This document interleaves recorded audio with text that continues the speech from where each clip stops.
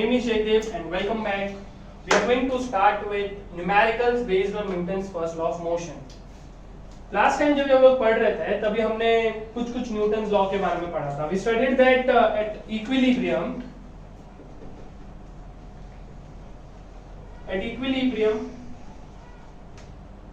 net force on an object is equals to 0, due to which net acceleration on the object is also 0. So you can say that velocity of the object remains constant. Now we'll be solving a numerical based on this concept, Newton's first law of concept, that at equilibrium what happens? We'll apply this concept in this numerical. Numerical क्या बोल रहा है? There is a box which is tied with a string and box is in equilibrium. The mass of box is √3 kg. क्या होगा अभी अगर दो string है इसके पास तो वो दोनों स्ट्रिंग में अलग अलग टेंशन एब्जॉर्ब करेगा. तो इधर ये वाले स्ट्रिंग में जो टेंशन है, let us suppose it is T1 and over here the tension is T2. You can observe that T2 is a string which is making angle theta of 60 degree with horizontal. Now since this is at 60 degree from horizontal, there will be two components of T2. Since this is 60, over here it is also 60 degree. So it will be T2 cos 60 degree, because from vector property you can say the components T2 has two components. First, the one which is making angle with horizontal. So horizontal components of T2 becomes T2 cos theta, and another one becomes T2 sin theta, that is T2 sin 60 degree. Okay, so now you can apply this net force by this property. What you say, अगर मैं बोलूं कि net force zero है कोई object पे, मतलब क्या है, ऊपर वाला इज इक्वल टू नीचे वाला और आगे आजू वाला इज इक्वल टू बाजू वाला, which means left hand side all sum of all left hand side force will be equals to 0.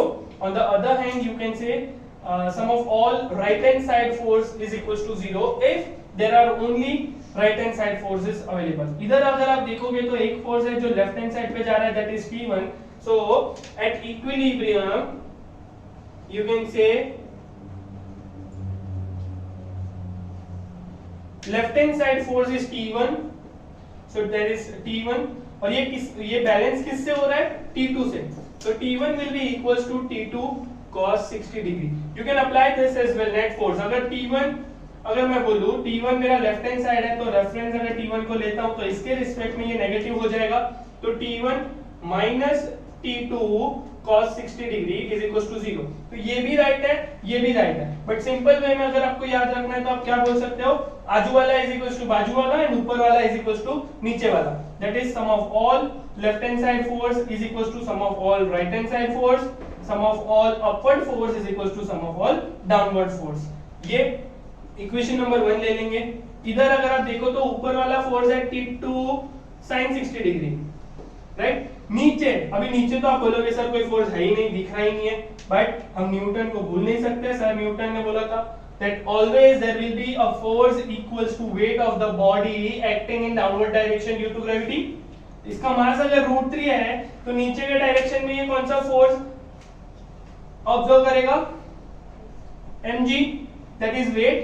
तो इसका मास अगर √3 है तो ये एक्सपीरियंस करेगा √3g. आया ना? ओके, ये इक्वेशन नंबर 2 हो गया. अभी आप क्या कर सकते हो इससे, आपको sin 60 का वैल्यू पता है तो इधर से T2 का वैल्यू निकाल के इधर सब्स्टिट्यूट करोगे तो T1 मिल जाएगा. T2 sin 60 क्या होता है, √3/2. तो ये √3/2 हो गया is equals to √3g. √3 no √3, तो T2 क्या बचेगा, 2g. आ गया T2. एक स्ट्रिंग के अंदर टेंशन फाइंड कर दिया. दूसरे स्ट्रिंग के अंदर फाइंड करने के लिए क्या करेंगे, हम इसको 1 में सब्स्टिट्यूट कर देंगे. तो T1 होता है T2 cos of 60 degree, T2 होता है 2g cos 60 क्या होता है, 1 by cos 60 डिग्री क्या होता है, 1/2. हाँ, 2 2 2, तो T1 क्या हो जाएगा, जी. Okay, Let's start with the second sum based on this topic, Newton's first law of motion. Question says that two bodies A and B, each of mass 2 kg, are tied together with a massless spring, okay, which is experiencing a torque in the direction shown in figure. At the given instant, the acceleration of A is 10 meter per second square towards right. It is also saying that the mass B is experiencing a force of 50 Newton towards right. Simple way में अगर बोले तो वो बोल रहा है दो object है A और B, दोनों का मास है 2 kg, दोनों को एक स्प्रिंग से टाई किया है जिसका मास हम नेग्लेक्ट कर सकते हैं क्योंकि वो मासलेस स्प्रिंग दिया. एक्सेलरेशन A का बोल रहा है 10 मीटर पर सेकेंड स्क्वायर है और एक्सेलरेशन B का पूछ रहा है that is A dash. Question now since a force is applied on this box, इस पे फोर्स अप्लाई हो रहा है और इस पे नहीं हो रहा है, तो हम बोल सकते हैं कि ये और ये एक्सेलरेशन अलग अलग है. इसके पहले हमने क्या देखा था, फॉर अ बॉक्स और for a body in equilibrium net force is zero. इधर हम वो कॉन्सेप्ट अप्लाई नहीं कर सकते क्योंकि इधर नेट फोर्स अगर देखो तो जीरो नहीं है, दोनों अलग अलग एक्सेलरेशन से जा रहे हैं. तो हमारा कंसेप्ट जो है ऊपर वाला इज इक्वल्स टू नीचे वाला, आजू वाला इज इक्वल्स टू बाजू वाला कंसेप्ट इधर अगर लगा के देखते हैं तो क्वेश्चंस कैसे निकल से आता है. ये फोर्स है टुवर्ड्स राइट, ये टेंशन अगर देखो तो टुवर्ड्स लेफ्ट है. इधर अगर A डैश का वैल्यू लेफ्ट हैंड साइड पे जा रहा है, डायरेक्शन के बारे में नहीं पूछ रहा है, तो हम बोल सकते हैं कि इस पे इसका जो वेट है m इनटू एक्सेलरेशन वो भी ऐड करेगा. अगर हम बोले तो ये लेफ्ट हैंड साइड पे मास इनटू एक्सेलरेशन वाला फोर्स लग रहा है, तो F is equals to T plus ma लगा के देखो तो न्यूमेरिकल निकल के आ जाएगा. जैसे 50 न्यूटन इसको बोलूं, टेंशन कितना होगा, तो टेंशन हम इधर से लेते हैं. अगर ये 10 मीटर पर सेकंड से जा रहा है मीटर पर सेकंड स्क्वायर से, तो इसके अंदर टेंशन जो होगा वो होगा इसका mass that is 2 into 10 metre per second square plus इसका मास तो 2 दिया है. अगर A डैश देखो तो A डैश फाइंड करना है, तो आंसर क्या आता है 50 into 20 plus 2 A dash. 50 minus 20 is equals to 2A dash. That is 30 upon 2 A dash. Therefore, the value of A dash comes out to be 15 meter per second square.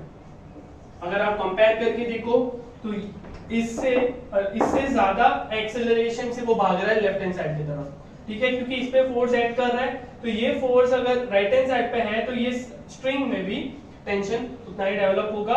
और direction की अगर बात करें तो towards left है. Magnitude अगर सिर्फ पूछा है तो 15 मीटर पर सेकंड स्क्वायर आप मार्क्स कर सकते हो अगर ऑप्शन में है तो. ये था इक्वेशन जो Newton's first law of motion पे से भी आने के चांसेस है. Next time when we meet we will be starting with Newton's second law of motion and numerical based on that concept. Thank you for watching this video.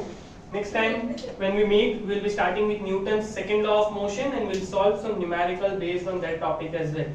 Please do like and subscribe this video and also mention in comment box what you need from me.